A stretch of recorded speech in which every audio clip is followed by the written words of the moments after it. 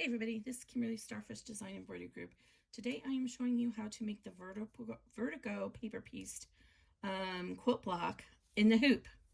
This is going to be a stitch and flip, which means we're going to stitch the fabric pieces together and then flip over to the right side. So the background of this is I actually was really big into quilting from like 2000 until 2015-ish. When I became a parent and got too busy being a parent. So I made this paper piece block many years ago and drafted it, and it's actually still on my website, quiltpox.com. And I just like, oh, I should really turn that into an embroidery file. So here we go. This is what I did. I actually pulled in my original file, my image, and digitized it. I took off one row, though, to make it fit in the hoop better. This is a 7-inch. This is the 3-inch. Look how adorable that is.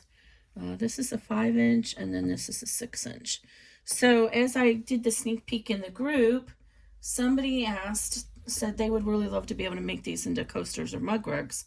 So I kind of had to re-engineer the file a little bit to be able to add that line in there to do that. So I actually planned on releasing this 2 days ago, but once I added that in there, I ran into a little bit of an issue and I had to fix that. So, and don't mind this, my tension was off on my machine and I didn't catch it to redo that step. So that's what that's for. So as you see on this one here, I got into a little bit of an area here.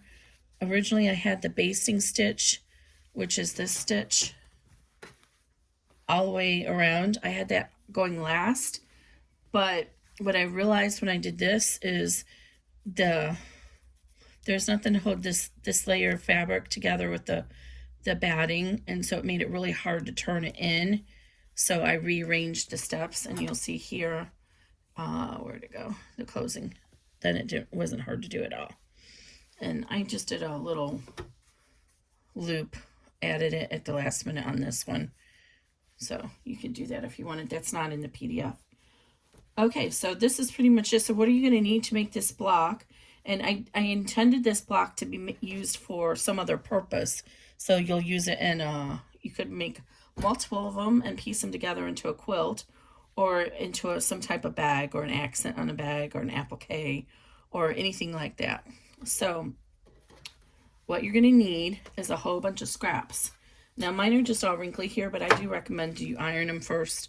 You'll see some of mine are not ironed in the fabric version there. But just grab a whole bunch of scraps. What I do is I do provide on the very first die line, you'll have the shapes all out. So if you do want to fussy cut the square, for example, in the middle, or any of these pieces, you could stitch that second step, that's color stop 2, onto a harder cutaway and cut that out and use that to audition pieces, label them, and you're ready to go. But traditionally in a paper piece scrappy block like this, traditionally you just grab a whole bunch of scraps, you lay them down. Will it fit over here? You kind of flip it over, see if it's going to fit that shape, and you cut and you go with it. And that's what I'm showing you in the video. So in addition to a whole bunch of scraps, you could use thin vinyls if you wanted to, but this is probably ideal for quilting cotton. In addition to the scraps, you will need some transport 3M by 3M tape, some kind of turning devices. I'm using these this turning tool from Sue O'Very. This is very helpful for this block because there's a very small turning hole. I like these hemostats. You can also use these for turning, but this is easier. But this will help round out the corners. You need some applique-like scissors to trim the extra seam allowance as you go along, and then you need some good scissors to trim all the way out around at the end. A ruler might be helpful, a small ruler, if you want to kind of eyeball, if you can't eyeball a quarter-inch seam allowance. And then a marking device, an erasable air marking device would be helpful in that regard. And then either some thread or some permanent tape or glue to close the turning hole. Alternatively, you can, if you have a sewing machine, you can just pin the turning hole And then take this to your sewing machine and top stitch all the way around after you iron it. I did not iron this, but I'd recommend ironing it before you close it. So that's all you need. So this is a fun project. I hope you guys enjoy it. And let me make sure to show me your makes on my Facebook group, Starfish Design and Embroidery Group. And let's get to it. Okay, let's get started on this. So I've gone ahead and hooped poly mesh stabilizer. This is a cutaway. It is not the fusible stabilizer. You don't want the no-show poly mesh fusible. You want just the regular no-show poly mesh. And the reason why is because this is going to stay within the block. As you can see, the material, the back of it, this would be really hard to cut out all these pieces. You could use tearaway if you want to, but you'll need to be very careful cutting it out or tearing it away so you don't damage your stitches. To reduce bulk, I've done single stitches, single runs, which is traditional in quilting. You would never do a bean stitch in quilting because that would be really thick and it could show in the seams, and it also adds a lot of bulk. So each seam is back tacked, but again, so you will have to be very careful if you remove the stabilizer. So I recommend that you use something you can just leave in place. And the no-show poly mesh is thin enough, it's strong enough, and you can just leave it in place. Another option would be the fabric style water soluble stabilizer would work okay, but that is really expensive compared to this. So it just depends. So I've gone ahead and ran step 1. This step is just the outline in case you want to add quilt batting to your block. So here's all my scraps up here. Sorry to reach over the camera. I just grabbed a whole bunch of different scraps. Hopefully I have enough that we can use. And I need to make sure one of these big pieces is enough for the actual backing. I didn't do that. So I didn't even iron these, but do iron them. If you're going to do this, go ahead and make sure it's neat. I just am in was a little bit of a rush. So let's see, will this one fit over it? This one might. I might actually have to get up. I was going to do a 6-inch block, and I decided to do the 7-inch block at the last minute. Oh, this one for sure will. So we'll save this. We can cut off some pieces. So, you know, if you're doing the 7-inch block, then cut your backing 8 inches, just so you have a generous amount. And let me cut off these extra pieces here that we can use for the body, and then we'll use this for the backing. So you just want to make sure it's going to meet, cover up the outline here with about a 1/2 inch all the way around for seam allowance. Okay, so set this side up here. Remind me that's where it's at.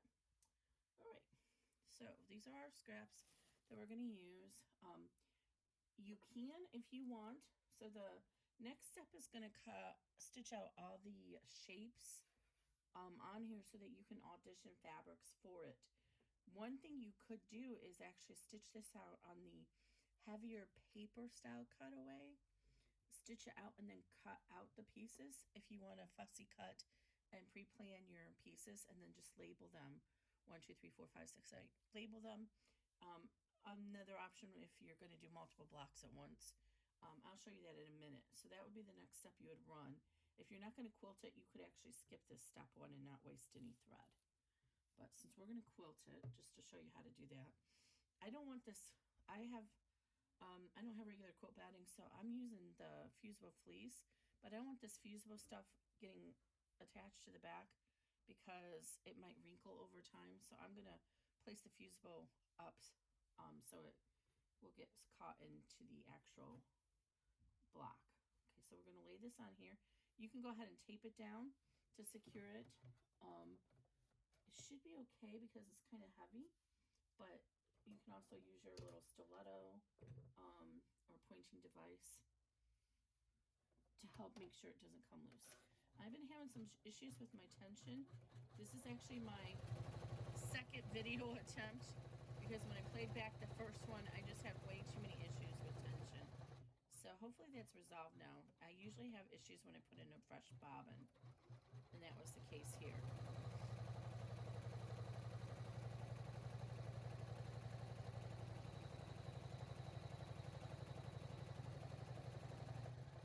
So you see this is going to print out all of our shapes, and it kind of gives you an idea to eyeball it.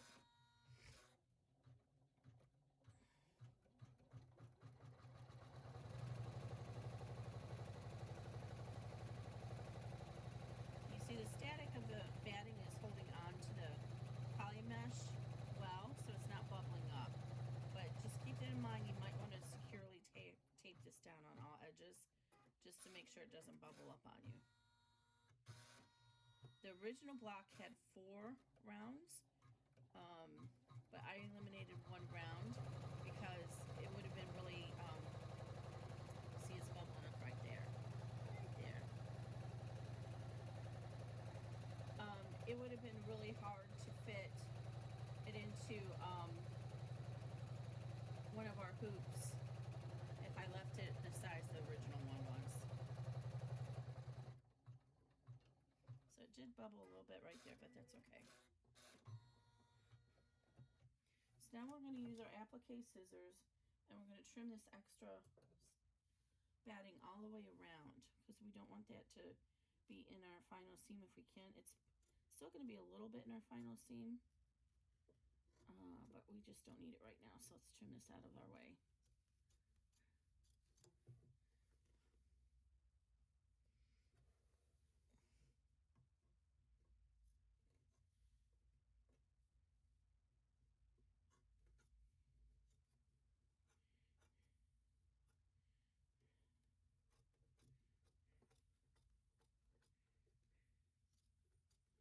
And this would be something you would be doing for, example, a pot holder.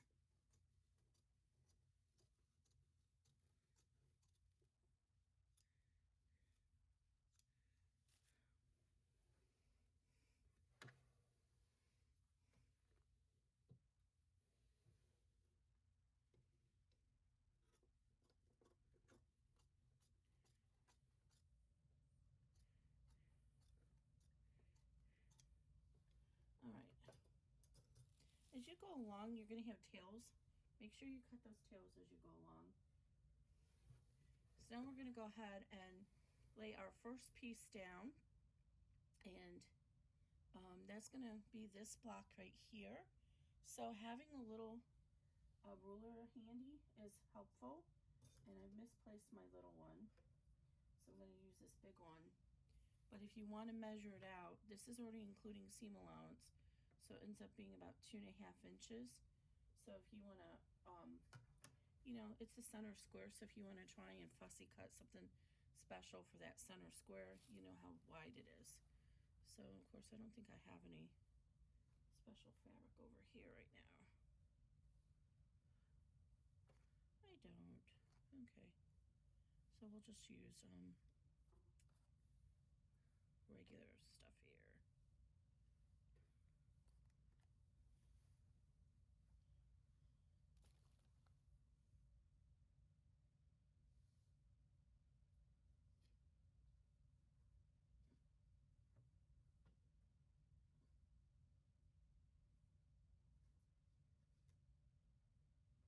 What about this?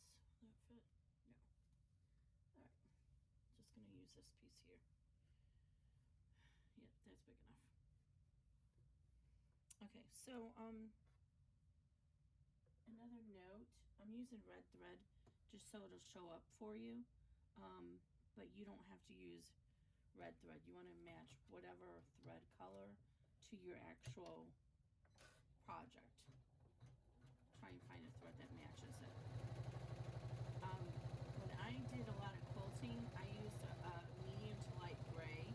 I used Orifil 7200, I believe it is. And I didn't catch this the whole way down, but that's okay because this is really just to tack it down and provide you with placements for your next straps and next fabrics.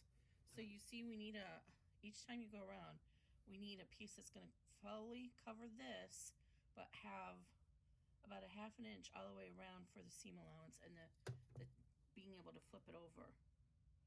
So let's see if this one will fit.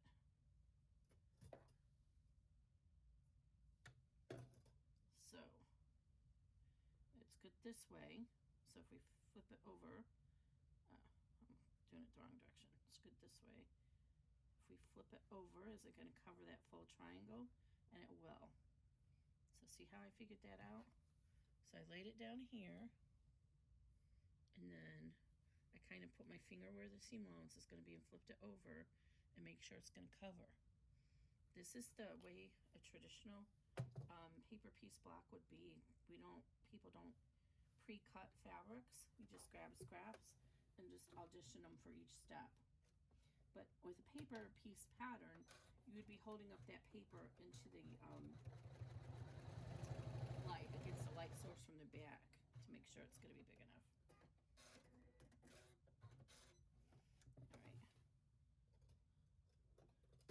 So we can trim this little wing here. We don't need that anymore. And then go ahead and finger press this. And I would recommend when you're doing a quilting one to get your little iron, if you have one, and the little pressing mat, because you want the pressing to be nice and neat. All right, so now I'm going to show you how to use a bigger piece than you need. So if you had a really big piece, well, actually let's stick with this small piece right now. But if you have a really big piece, all you have to do is position it. You don't have to cut it smaller. You just, here's our position. You just position it so that you're going to get that 1/2 inch on this side, and you lay it down, and then when it cuts it, you'll just trim out the rest of it. I'll show you that in a little bit. Let's use this one real quick though. So make sure that it covers your placement line all the way across. And so again, we want it right on our placement line. You can go slightly above it, that's fine. And if you need to tape it down each time, then go ahead and tape it down. This fabric seems to kind of want to stick to the fusible fleece, so I really haven't needed to tape it down. But if you don't have that comfort level, then tape it. And so now we're going to go ahead and we stitched it. Now we're going to flip it. So this method is called stitch and flip. You stitch it down and then you flip it up. Okay, you see how it's sticking to that? Another thing you can use is a glue stick, and I have misplaced my glue stick. I should have looked for that before I restarted this video. But there's Sew Tight or Sew Line makes a glue stick, and that'll help hold this piece down. All right, what do we want to do next? Okay, let's see. Why don't we use some of this gray? So we have so much of it here. And this is cut into such a wonky position. So I get rid of some of this. We don't need that big piece. And I'm going to show you how you don't need to really cut it down smaller. So we're going to leave this big piece like this. I'm going to position it so that I have my coverage on both sides of my placement line like that. And you can just leave it like that. And then we're going to go ahead and run the tack down stitch. So we're going to stitch it.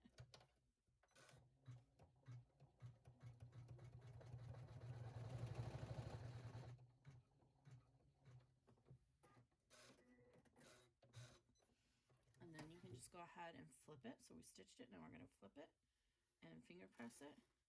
And now you can just go ahead and cut off the rest.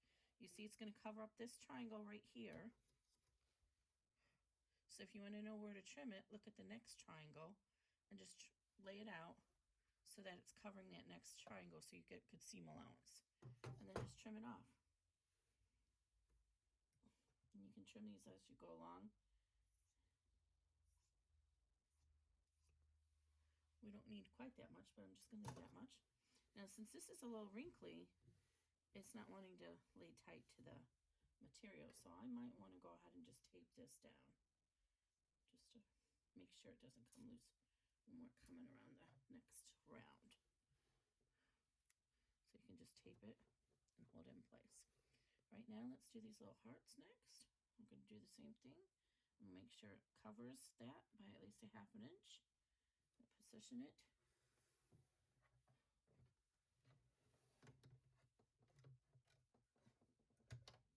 I'm going to stitch it.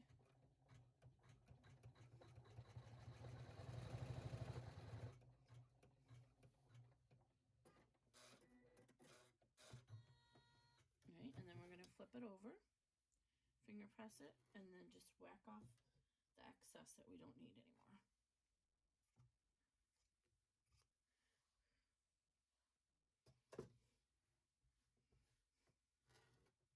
All right, and now we're going to run the placement.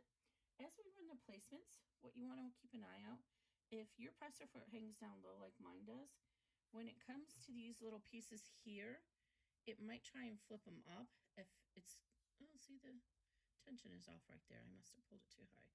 It might try and flip it up. So just keep an eye out, and if it does look like it's going to do that to you, then just put a little piece of tape right here to hold it down like that. And then it won't flip that seam up on you. I did one final edit to try and eliminate that from happening by extending the placement lines. So hopefully that won't happen, but it's always possible. So you, oh, see? I just lost that whole line. My tension, let me see my bobbin. I don't know what is going on with this spool.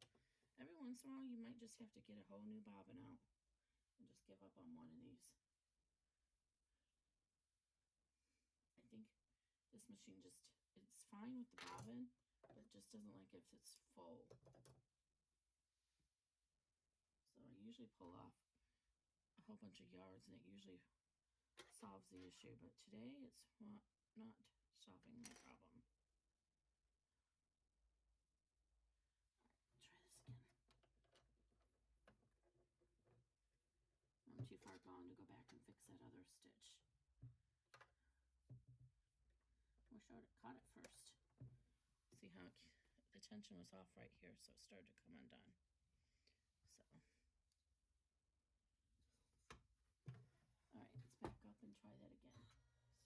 So we're up to step 8, which is the placement for section 1, 2, 3, 4, 5, 6. Section 6. Let's see if that takes better. Yeah, I think it did. Okay. Please don't give me any more heck thread.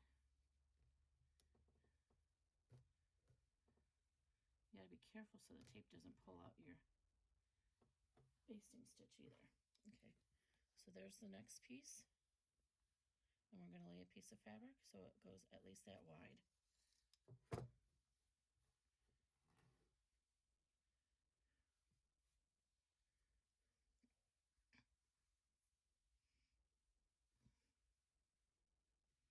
Okay, so now it's covering up on both sides. Oh, wait, no, I didn't get all the way over here. This just, I'm gonna pull it a little bit farther over. So you want it to cover there, and then the end is right here. So you want it to go at least that far.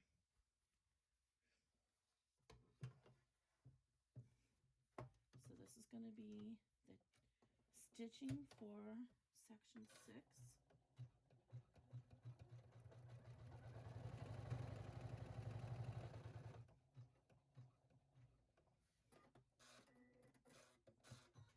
Okay, now you see, after section 6, that we have a lot more material up here. We don't want to keep that in our block.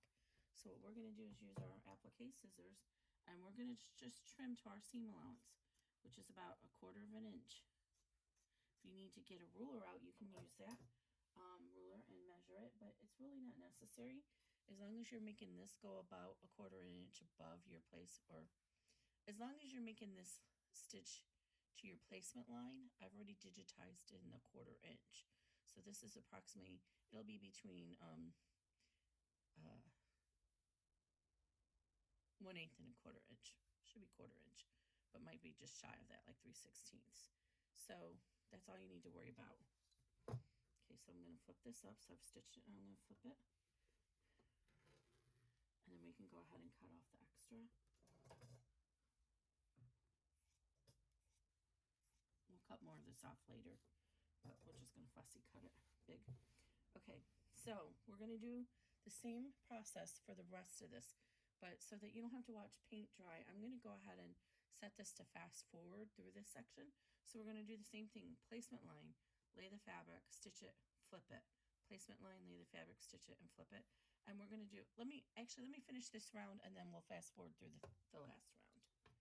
Okay, so let's go ahead and run the placement again. So this is going to be the placement for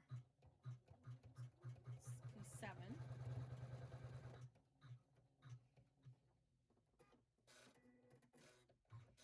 I got really close there. It almost pushed up on here because that tension was off, but it didn't catch it. So just keep an eye on that. And if it looks like it's going to hit it, then hit your stop button and tape it down. Don't ever put your fingers in there. All right, let's see. I don't know if this piece will be big enough to do one of our corners. It will, so I'm going to save that piece for a corner. How about this pretty yellow piece? Let's add that here. And you see I cut everything really generously, so we're going to have a lot left over here as well. But it's better to be a little generous than not. One thing I didn't mention is it really does help though, even if you're doing random pieces, it really helps if one side at least has a straight line. If it doesn't, then just overlap the placement line a little bit more.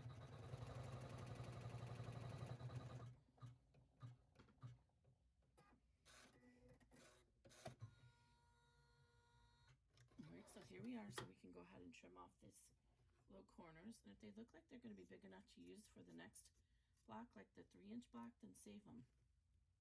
Like this one for sure will be big enough for the 3-inch block, so I will just save that one.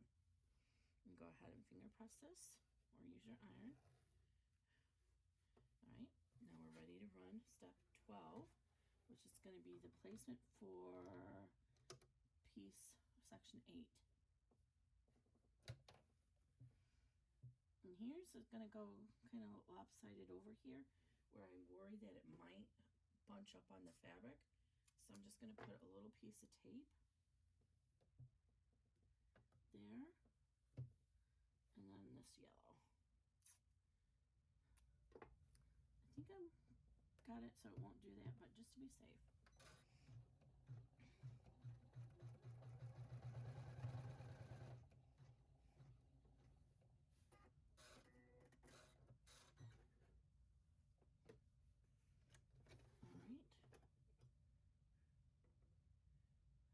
Try to trim these tails as you go along, and then just carefully hold this tape against the stitches.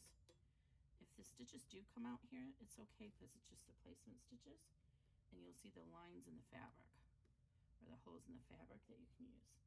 But I'm trying to keep them out of the stitch area. I'm just not doing a great job of it.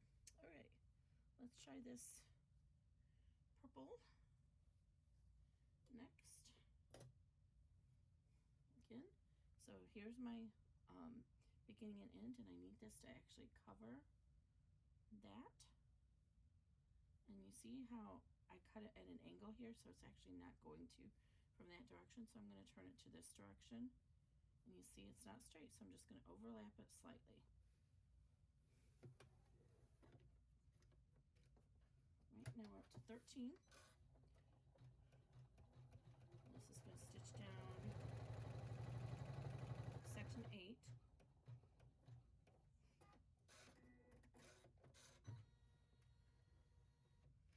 And we can go ahead and trim off this extra.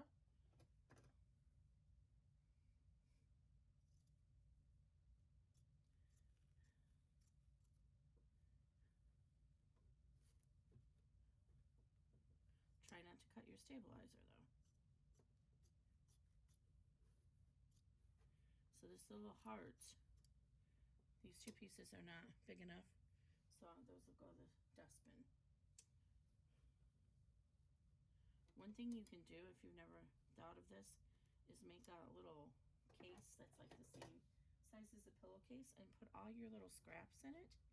And when it's full, sew it up, the top of it up, and you can take that to a dog shelter. They always need little pillows.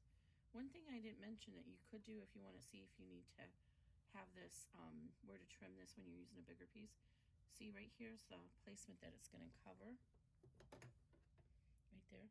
So if you kind of fold it back and then just kind of bring it over and put a little crease there, that'll give you a good idea of where your seam allowance is at and where to trim it.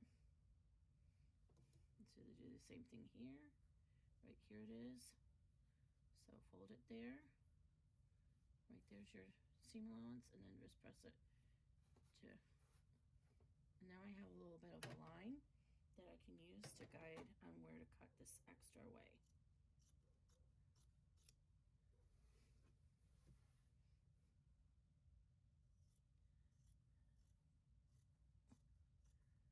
So you don't have to have an extra amount.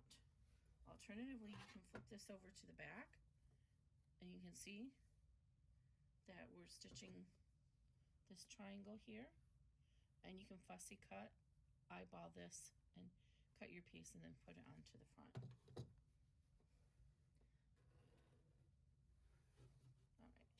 All right, and I did unthread my needle.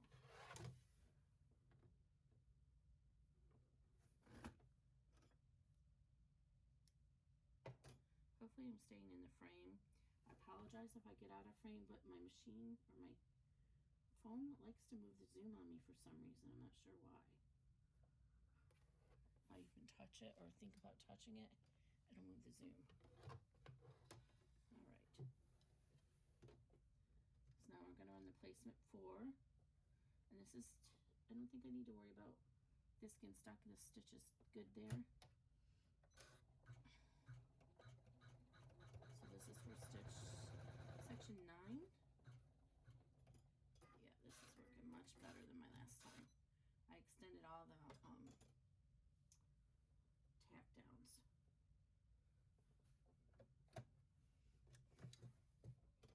So it helps hold the edges down a little bit better.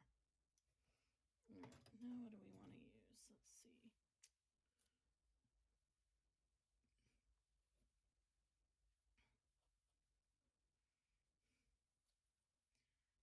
So this is, I just have these scraps and I just lay them down and go on our way. Position that. And we're going to stitch it and then we're going to flip it.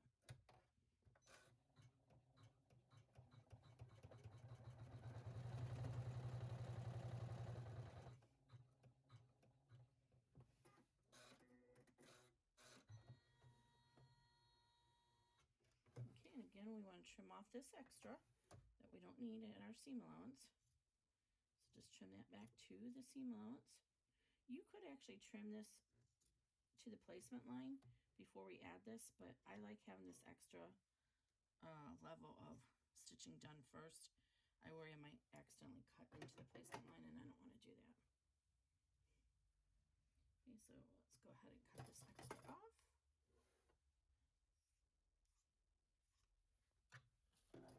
So we stitched it and now we're going to flip it. And then finger crease it. And again, we can go ahead and fold this back. Here's our little stitch that we're covering up. So if we finger press this here, and we do the same thing over here, right here's the line. So go a 1/4 inch beyond that. It just gives us a little eyeball area of where to cut the fabric, the extra away. And then this piece is probably big enough to use on one of the smaller ones on another block. Okay, so go ahead and make sure this is seated down well. And we're going to run the placement for the next block. So I'm going to go ahead, we're done with the second round. I'm going to go ahead and do the third round in high speed motion so you don't have to watch paint dry. And then I will come back to normal speed when we're done with that.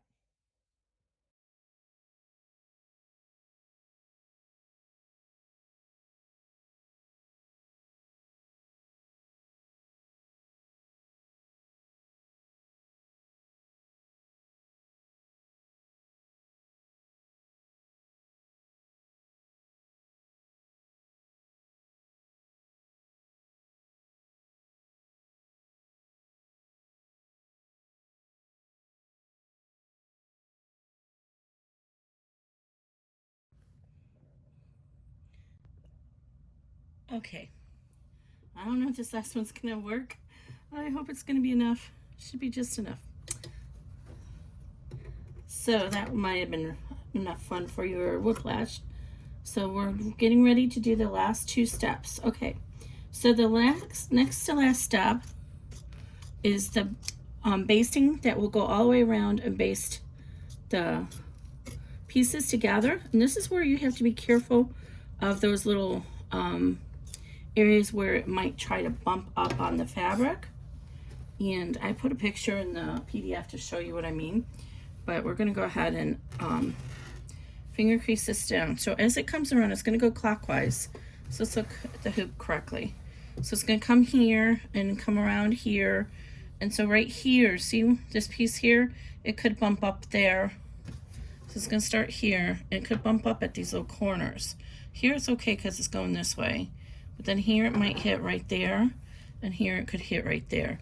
Now I think it should be fine because I extended all the seam lines, but I don't want to risk my machine going off whack. So I'm just going to put a little bit of tape at each of those junctions to hold and make sure that that little fabric doesn't, that end of the seam doesn't flip up on us. So just put a little tape at each of those seams. Just like that.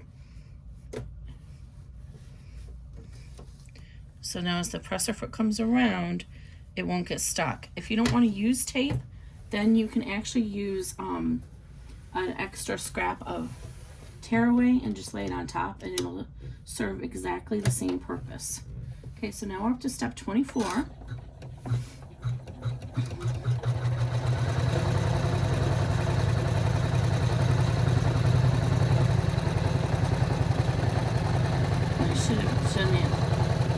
I should have taken that guy down. This guy too.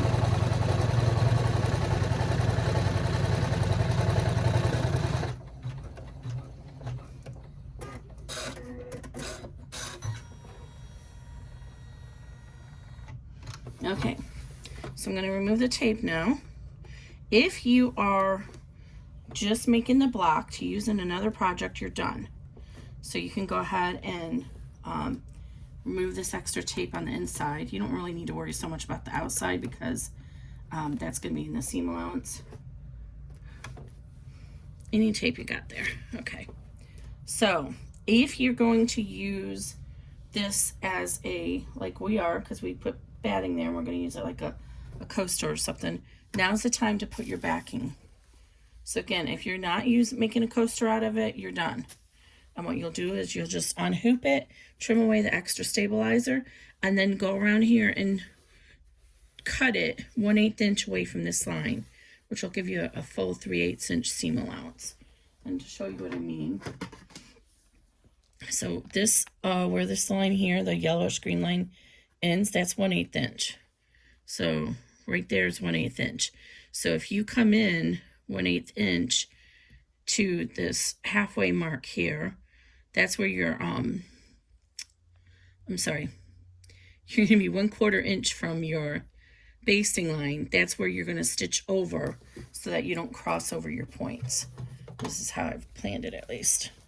So if I'm looking at this from the wrong direction, that's probably messing you up. So if we put this over the 1/4 inch line, you'll see how it's going to trim right in there, and it won't cross off your point there. You'll have just a little extra. So, but if you trim this to 1/8 inch, that gives you a 3/8 inch seam allowance for that full block. So whichever way you want to do it.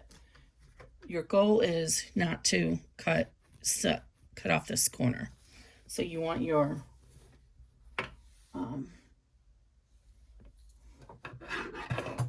don't have a different fabric pen. So you want your seam to go like right around there so that you have the room for the fabric thread and fabric to fold over and not cut off your point. So when you add this to something else, you'll want to keep that in mind.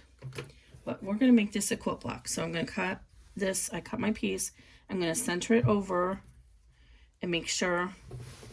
And I didn't iron this, and I should have. So because I didn't iron it, I want it to stay flat. I'm going to tape it down around here.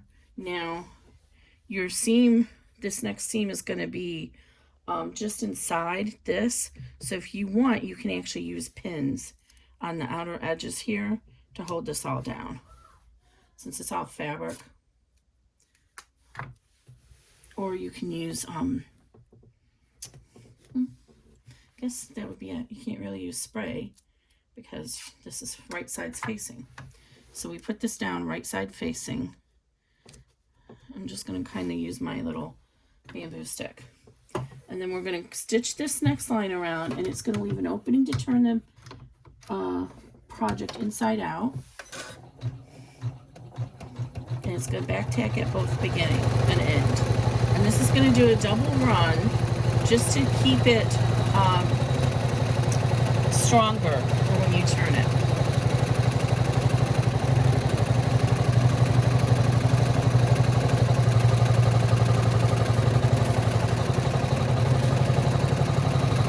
And again, iron your materials first. Ironing it and spray starching it is actually a really good idea.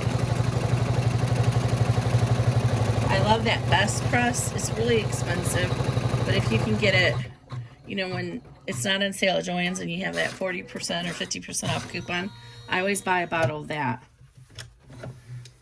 Okay, so see how there's an opening here, and it's not a huge opening, so you got to be careful, but I needed this corner to be good. So I'm going to remove the extra tape whenever I put the tape.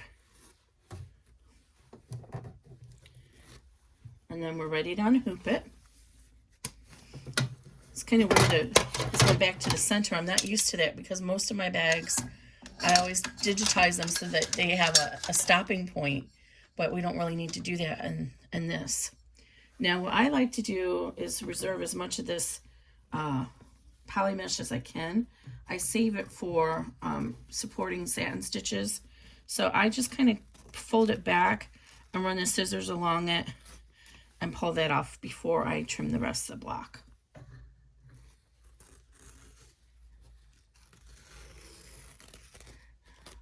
Stabilizer is one of the most expensive things that we use in embroidery, and so I don't believe in throwing it away. It's also not good for the environment. I mean, this is a polyester, a petroleum product, so think about having that in the landfills. So I try to reserve as much as I can. And again, like I was mentioning at the beginning, if you do one of those bags for the dogs, this is soft. You could put that in the bag. It'd be fine. Okay, so now what we're going to do, you can use your ruler if you want, or you can just eyeball it. But you want to go ahead and do a 1/4 inch seam allowance all the way around your block. And I would actually take this to my rotary cutter and mat, but I'm not going to move the camera. So I'm just going to draw the line so you can see it. I usually can just eyeball it because I've been quilting for so long that I can tell what a 1/4 inch seam allowance is. And it doesn't have to be exact. You just don't want it much for fabric. You don't want much less than a 1/4 inch because it frays.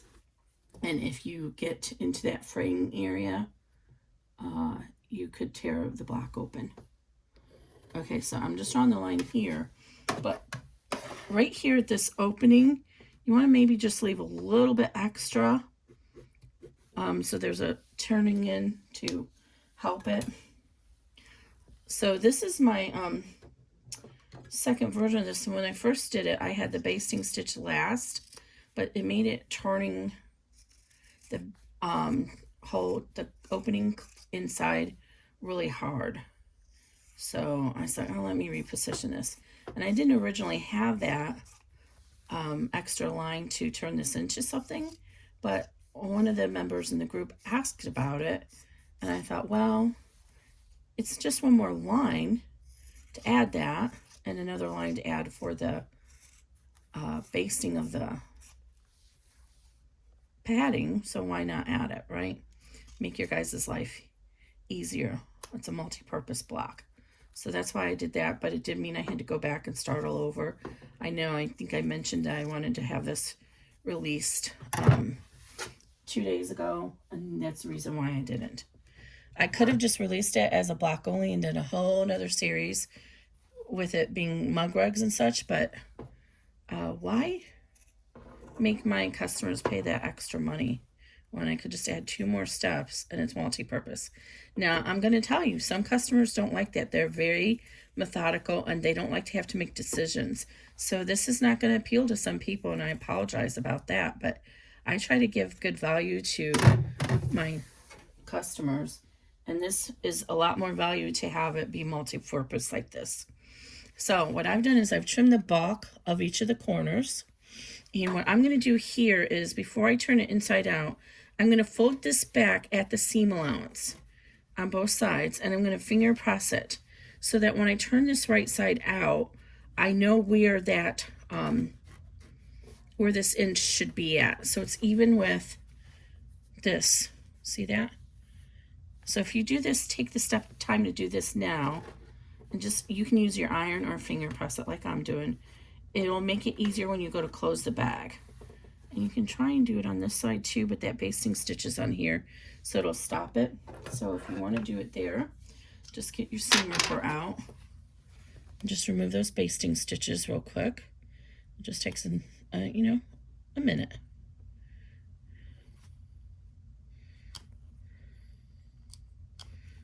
Because we don't really need them, but I had to leave them within the seam allowance in order to get the right sizing in here.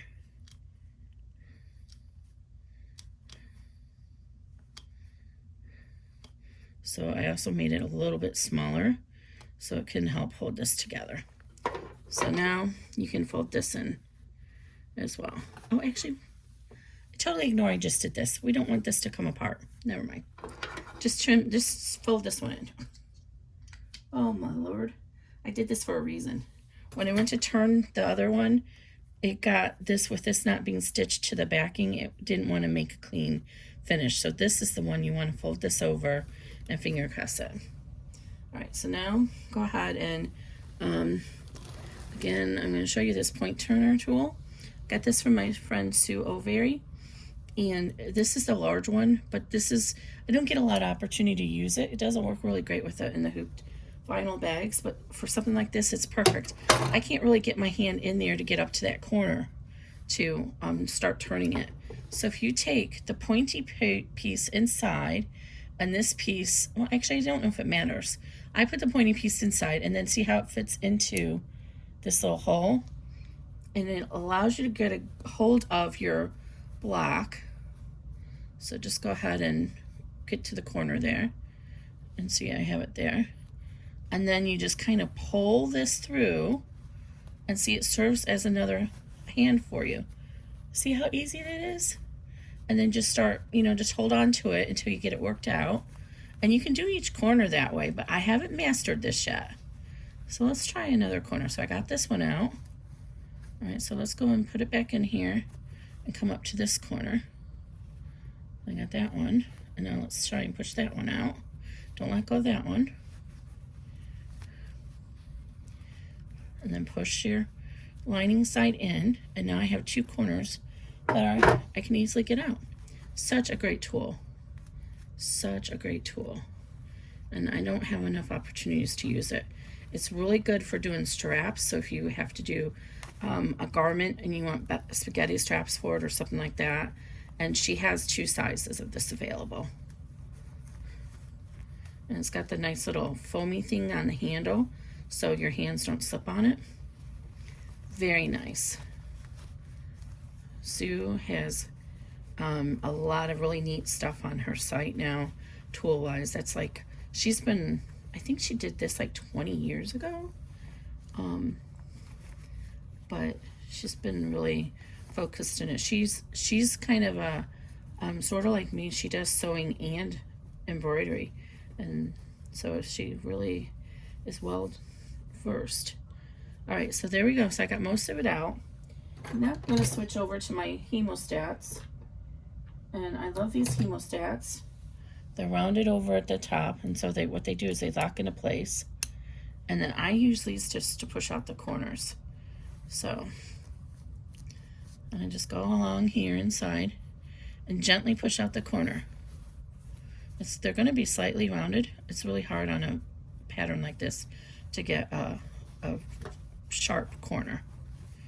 But go to each corner, and you see those corners that I used Sue's tool. I had no trouble getting those into a sharp point, but now down here, because I didn't turn it inside out with the tool, I'm kind of having to work harder.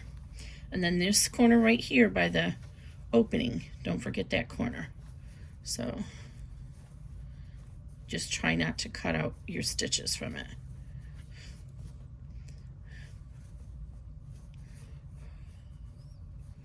All right, there we go. So now fold this black in, and now see we have our crease that we did.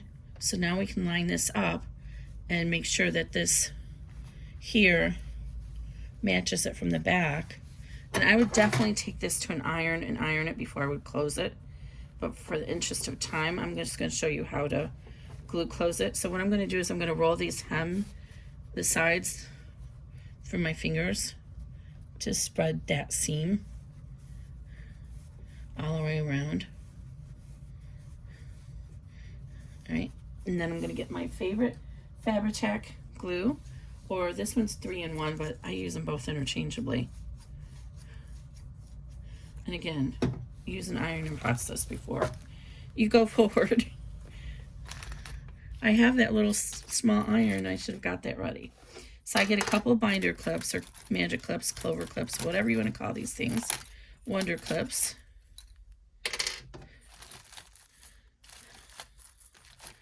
And I need one more. There we go. So what I do is I take the glue that's on the part that's going to stay inside where the stitches are. Make sure one more time that it's nice and straight. And then I put the glue on there. And then I lay the hemmed piece that I folded under into the glue. Sorry, I should turn this upside down first. That's the only bad thing about it is it's very thick, so it's hard to get it started. And do not leave this open without the lid on it on your table anywhere, because it comes up and it'll damage your table. So when they're half full like this, go like this on the table and it'll let the air out and it'll stop it from coming up on top. I learned that from sonar. Right, and then just gently lay it into the glue. And this glue sets up really fast, like 1 minute, and then it cures in 24 hours. So I just put these clips on here and hold it in place. And then you have a cute little pot holder or mug rug or whatever. And again, if you have a sewing machine, I would definitely go and stitch this around at the sewing machine. And then always put the glue lid back on this glue. Make sure it's tight. All right. How cute. Oh, this may be the cutest one I've done yet. Careful of your fabric selection so you can see my shadow underneath this, because this fabric is really thin. It's Joann's I got to do the Valentine bag. Okay, and just like that, the glue should be set up. We can get rid of these clips. All right. That definitely made good sense to reverse the basting. That did exactly what I needed it to do. Oh my goodness, how cute is that? There we are, guys. Hope you like it. If you like my videos, please consider subscribing and hitting the thumbs up. That'll just help me try and get some more traffic and let me know to bring some more content to YouTube for you. And this pattern will be on my Etsy shop, and I'll have a link to it below. There's going to be 7, 8, 9. I have to use my fingers to count. Wow. 8 sizes, 3 to 10 inches. I had to stop it at 10 inches because most machines won't go beyond 10 inches wide. This is the square shape. I am working on the rectangular shape as well. That'll be coming soon as I get these 2 bags finished. Make sure your tension is good on your machine so you don't run into this issue I just had right there. The other thing you can do is actually go ahead and, I did not add any top stitching on here, but you could actually go to your machine and top stitch along here to quilt it all the way through all layers. Traditionally with a quilt, your quilting goes through all layers, not just the top layers. All right, guys, thanks. Have a great day.